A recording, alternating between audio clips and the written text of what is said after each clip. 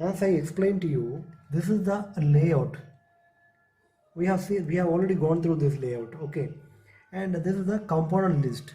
If any component is mentioned NC, that means that you need not to connect that component. So here we have almost 10 or 11 components, and we will show you how to assemble this on the PCB when the layout is given. So this part, for this particular PCB, that is this particular PCB, we have only top layer, only components are there. On the bottom layer we have no components. So you have to compare the layout with the PCB. So in the layout here, if you see here D6 U2, they have mentioned the name. Sometimes that naming won't be there on the PCB. In the layout diagram it will be there, but see here, if you see in this PCB, you can see C2, C1, naming is there. Sometimes what happens, it won't be there in the PCB, but it will be there in the layout diagram, the placement diagram. Okay, this is the placement diagram. So by seeing the placement diagram, you should be able to identify where to place a component and what is the polarity of the component. So already we have gone through it thoroughly. Now let's place the components.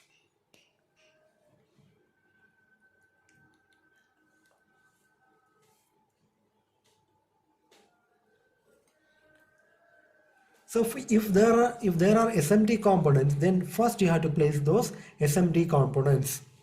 So in our component list, we have 3 SMT components, R1, R2 and Q1.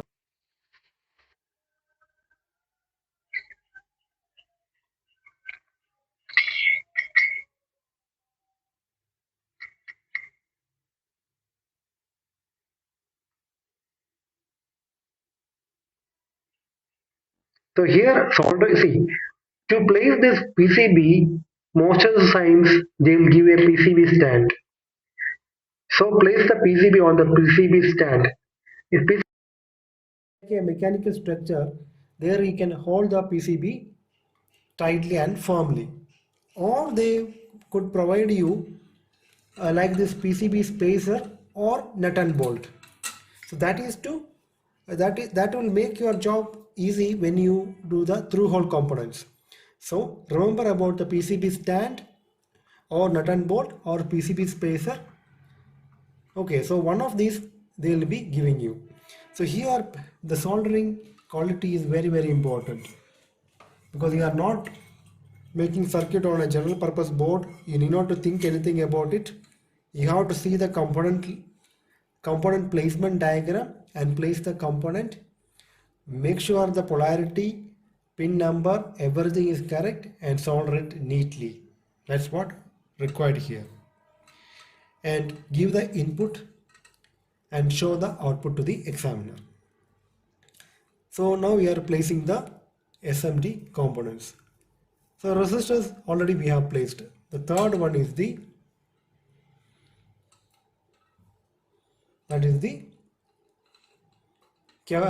transistor.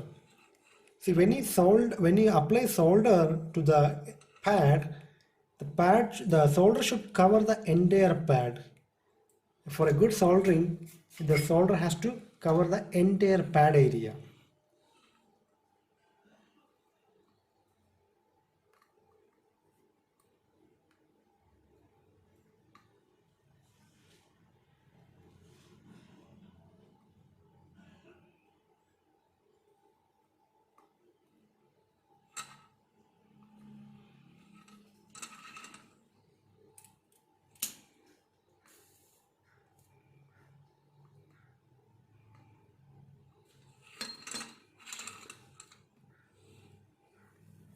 So when you do the layout assembly, you won't be getting the schematic. So from the placement diagram, you will know what component to be placed where and what the polarity of that component, all those. If there is numbering is not there in the naming is not there in the PCB, you could find from it the placement diagram. So by comparing the routing, you can identify where the component has to be placed. So now we have completed the SMT components. Next we have to connect the through hole components. See, first you have to see now before mounting the resistors, you have to first straighten the leads of the resistor. After straightening, you have to make the 90-degree bend. So to get the 90-degree bend, you have to straighten the leads of the resistor. See, then you have to place it where you have to mount the resistor. And depending on the hole where it has to insert, you have to make the 90-degree bend. See, now one side you made the 190-degree bend, insert it, and using the nose plier, the same way make the other side bend. This is all required practice.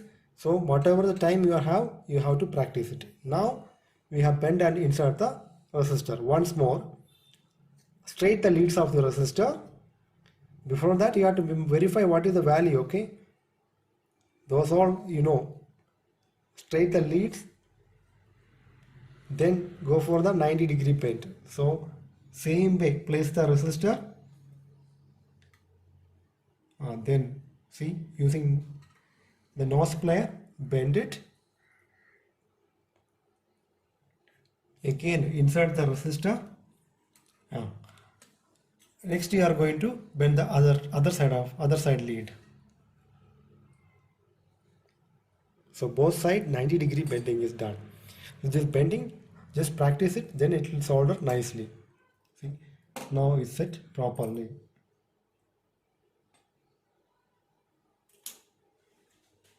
Apply sufficient flux, then solder it.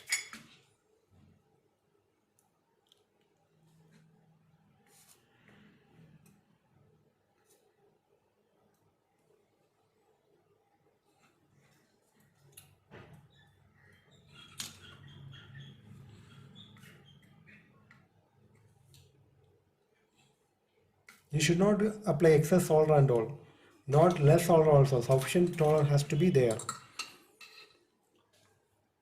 See, now with the top you have soldered. Now you are going to solder the bottom of the PCB.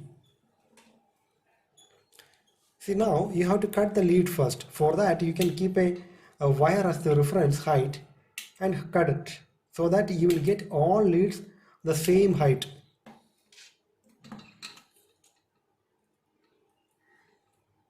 Don't forget to apply the flux.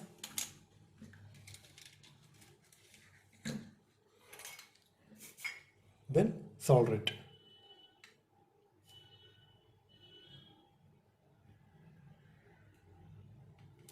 See, when ground pads will take more temperature, but you try to keep the temperature of the soldering station as 300 degrees Celsius. Don't go beyond that. 300 usually for almost all boards, 300 is sufficient.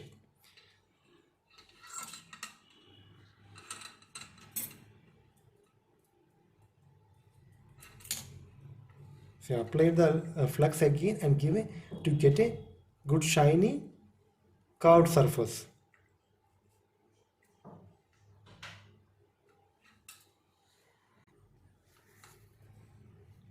So next we will place the IC base, that is given as the 14 pin deep, and take care which is the first pin. See here, as I explained to you, that is the notch. So by seeing that notch, you have to insert the IC base.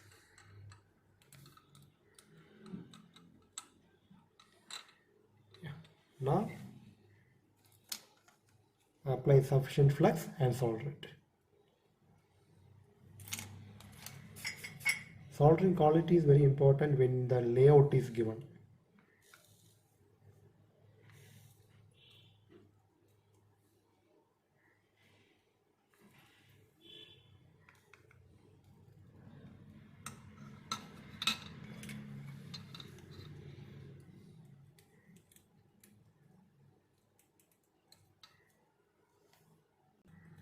So first you have to solder the corner points, first and last of both sides, that is the corner points. Then you have to solder remaining all pins.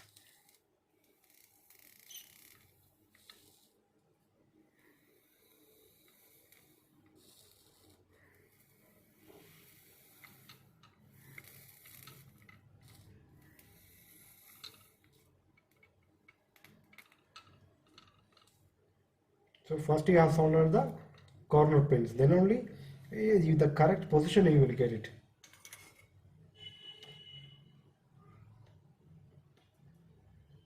The ground pad sometimes require more temperature, but try to retain 300 degrees Celsius.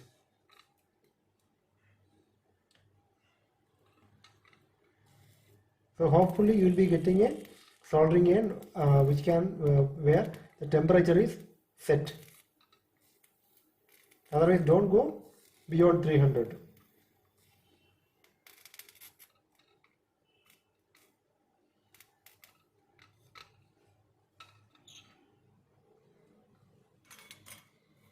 So we have soldered the IC base. Next what do we have? We have a transistor.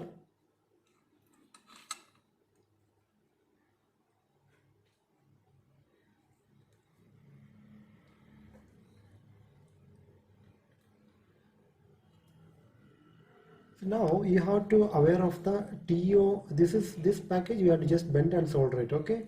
But there is one more package that is TO 18 package. So that also you need to practice. That is some our SL100, SK100. Those transistors, I think those are TO 18 packages. So practice those 3-pin transistors, how to mount it and how to bend it.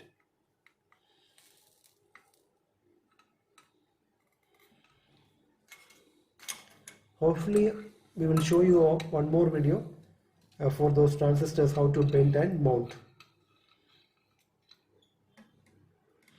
See, keep one wire as the reference, then cut the leads. So all leads will be having the same length.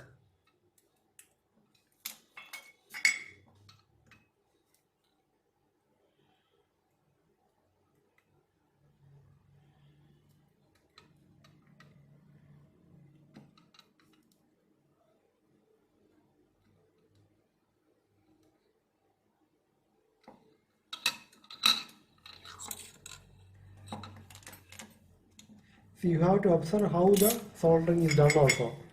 See, once only he is moving the soldering tip.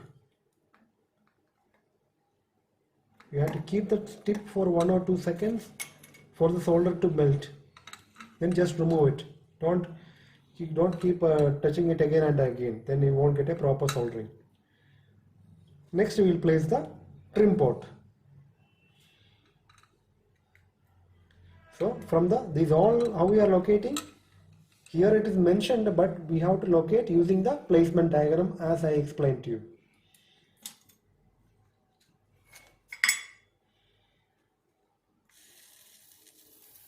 See how the soldering is done.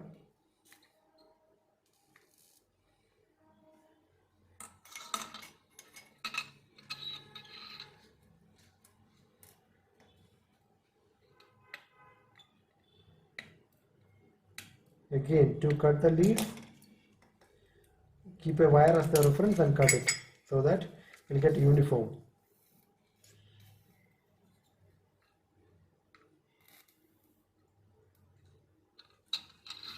This is a 2-layer PCB. So if they give you multi-layer PCB also, you will have one top layer and bottom layer. So next we'll place the diode. See, when you place the diode, the value should be visible, whatever the component. So you should place the diode in such a way that at least some numbers of the component value is visible, and bend the diode 90 degree, then insert it and solder it. It's a little bigger diode, power diode, so it is not so easy to bend it. So bend it carefully.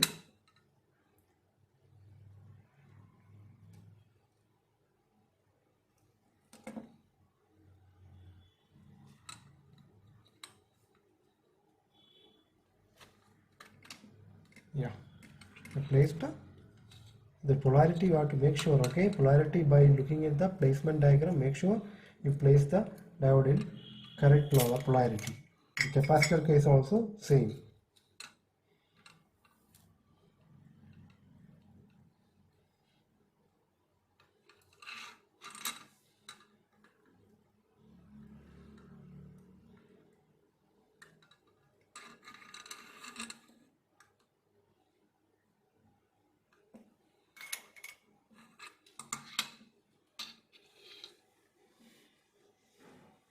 So to cut the lead, use the same wire as the reference and cut.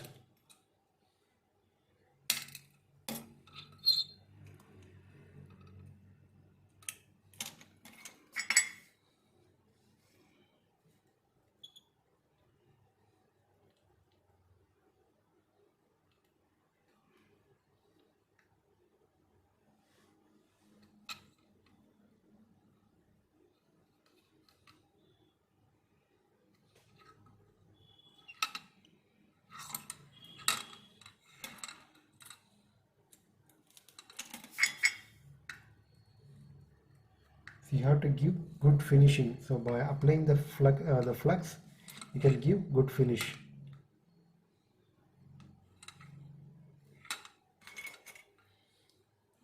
So now what we have left with is two MOSFETs. We have to connect two MOSFETs when it is completed. See, when you insert this MOSFET, if the heatsink was given, then you should match the heatsink. So here heatsink is not given, so you can just insert the MOSFET. After a particular level, it doesn't go down. So at that point, you have to solder the MOSFET. This all require a little bit practice. So you have to try to get some boards and practice yourself. Most probably you can order some kits, like some online websites are there. You will get some electronic kits, hobby kits. Get those kits and see the layout and try to assemble it. Or else go to some electronic shop and get some boards with the ready-made kits and practice yourself. Unless you practice, you won't be confident. And don't forget about the PCB stand. Sometimes they'll give you the PCB stand. So fix the PCB on it and start the soldering.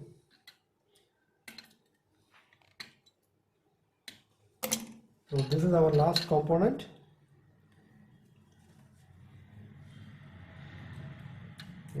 Solder it. So we are placing last two MOSFETs.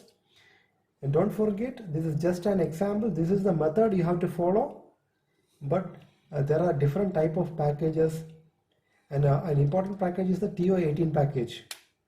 The three pin SK100 type of transistors.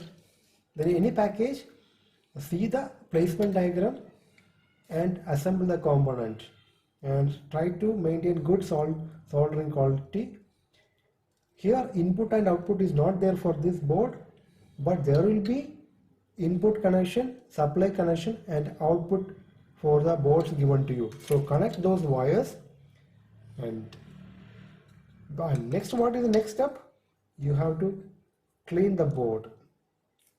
Okay, we have one more capacitor left. Let's connect that capacitor also. See, to the layout, you are not thinking about how to connect the wires or how to make the circuit. It's everything is given. You have to just place the component neatly, bend it neatly, and cut it neatly and solder it. And finally, you have to clean the board also neatly and connect the input wires, power supply and output, and show the output to the examiner. It is done. The most important thing is that you need to practice it, okay? Otherwise it becomes difficult to do within the given time. So finally we place this capacitor. See, the capacitor is little old, so we have to scrape it using a knife. If your knife is not there, whatever you have, metal, it can be a wire cutter. With that, you just clean the leads and mount it. This is an electrolytic capacitor. So what? You have to take care of the polarity. The electrolytic capacitor, wherever the mark is there, the black mark, that is a negative one. Or one single line, negative lines will be there, minus lines. That indicates the negative. So take care of the negative polarity. Negative and the positive polarity of the capacitor. In tantalum capacitor, SMT version, what happens? There is a line. That line indicates positive, not the negative. Electrolytic, the tantalum capacitor lines are just opposite to the electrolytic capacitor. See here, that plus one is that square part is the positive. So the black lines are there, that is the negative of the capacitor. So place it, and for the capacitor you have to give slight gap above the PCB.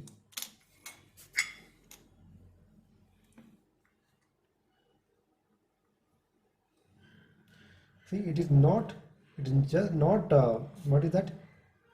It is not just sitting on the, it is not what to say, it is not butting on the PCB, it is just above the PCB. The leads are, the body of the capacitor is not butting on the PCB, it is just above the PCB.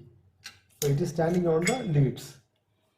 That's how you have to mount a capacitor and solder it neatly.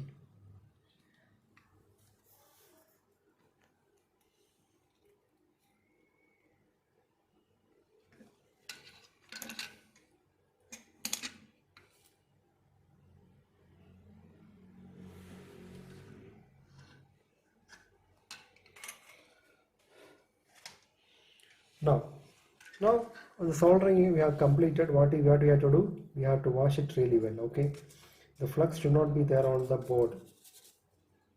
You have to wash it. After washing, wash it using the brush, wash it well. After washing, there will be a air gun or some method to dry the PCB. So if it is the air gun, just apply the air so that the PCB becomes quickly dry. Here I don't have the air gun, so I'll just wait for the alcohol to evaporate. This is the isopropyl alcohol. So clean it well. Okay, the cleaning has to be done well. That is also an important activity of the fabrication.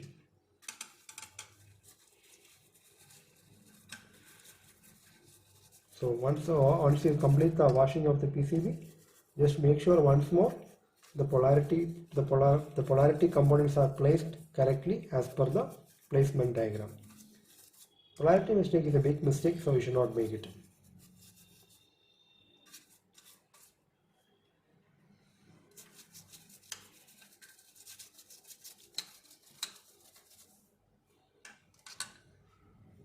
Okay, so this is how you will when you get a layout and the PCB and the placement diagram, you will assemble the components. So I hope you got basic idea what to follow and how neat the soldering should be when the layout is given. With the PCB, the soldering is important when the layout is given. So we will try to help you out with some more videos. I will try. Let's see. So all the best for your exams. Thanks for watching.